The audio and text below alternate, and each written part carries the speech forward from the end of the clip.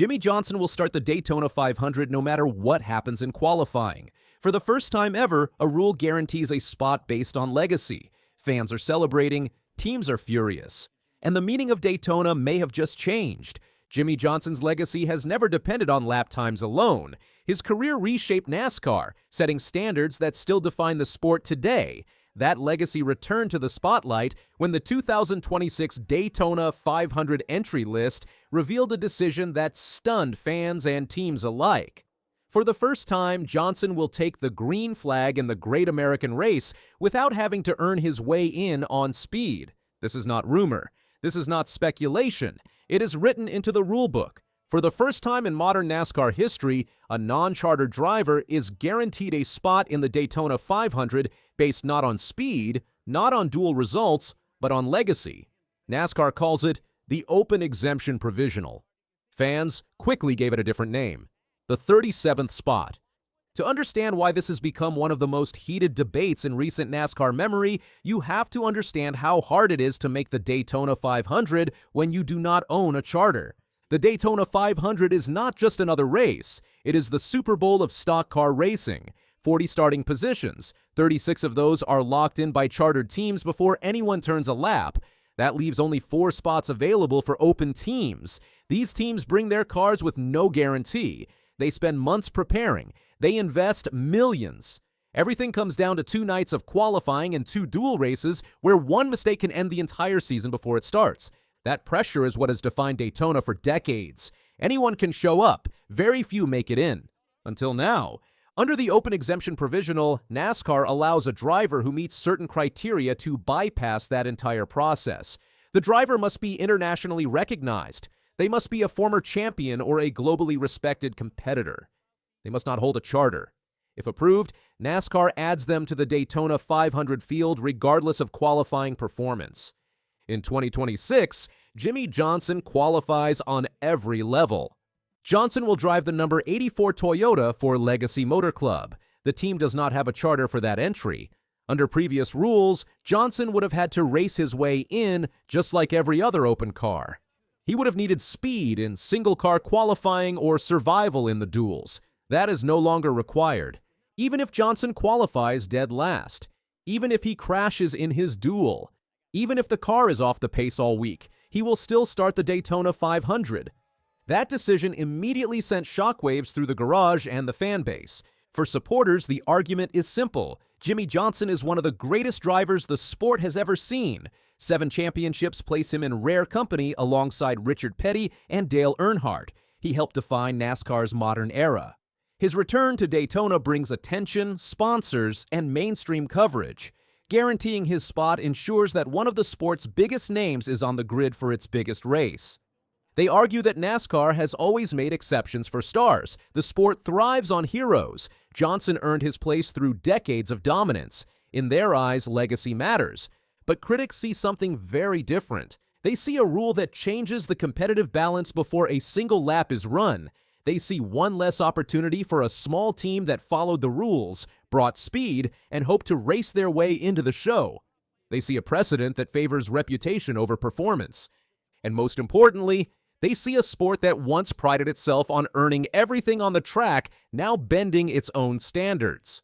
The most controversial part is not that Johnson gets a spot. It is how that spot exists. NASCAR insists that the Open Exemption Provisional does not remove a position from the traditional 40-car field. Instead, it expands the grid.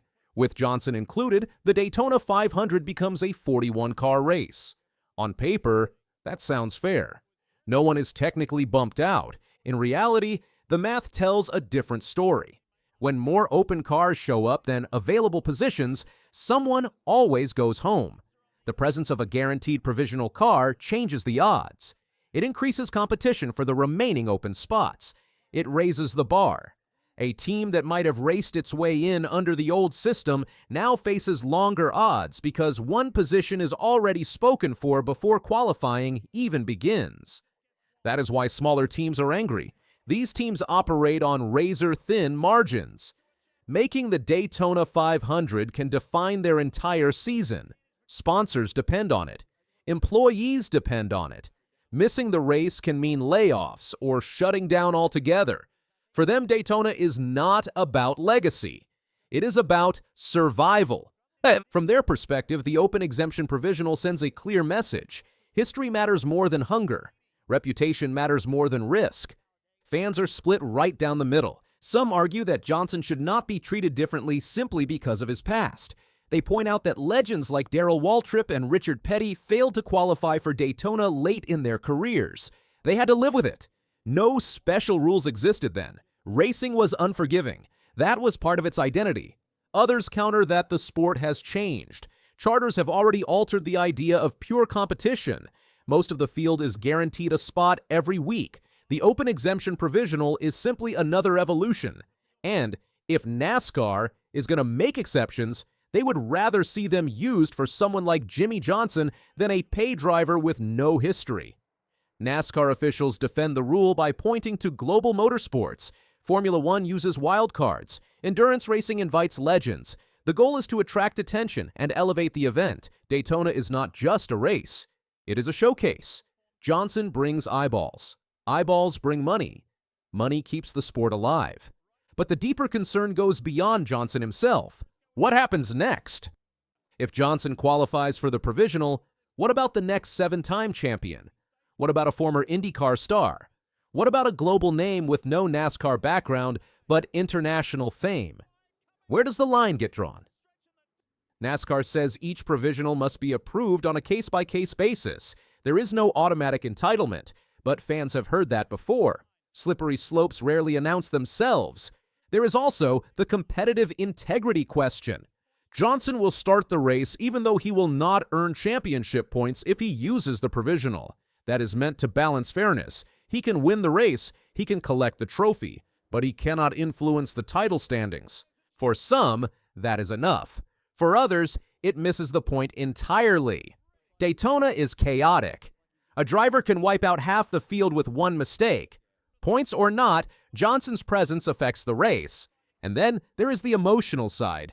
Daytona has always been about dreams, about underdogs, about open teams shocking the world. Fans still remember moments when small operations raced their way in and made history.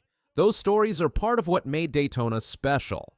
The fear is that those stories are becoming harder to tell. At the same time, Johnson's story is not finished. He is not showing up as a ceremonial figure. He wants to compete. He wants to win.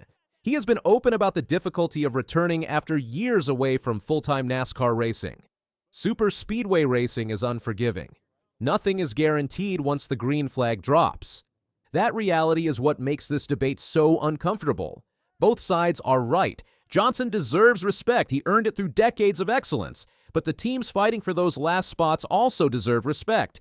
They earned their place by showing up and risking everything. NASCAR is trying to serve two masters: tradition and relevance, purity and growth. The Open Exemption Provisional is the compromise they landed on. Whether it works will be judged in February.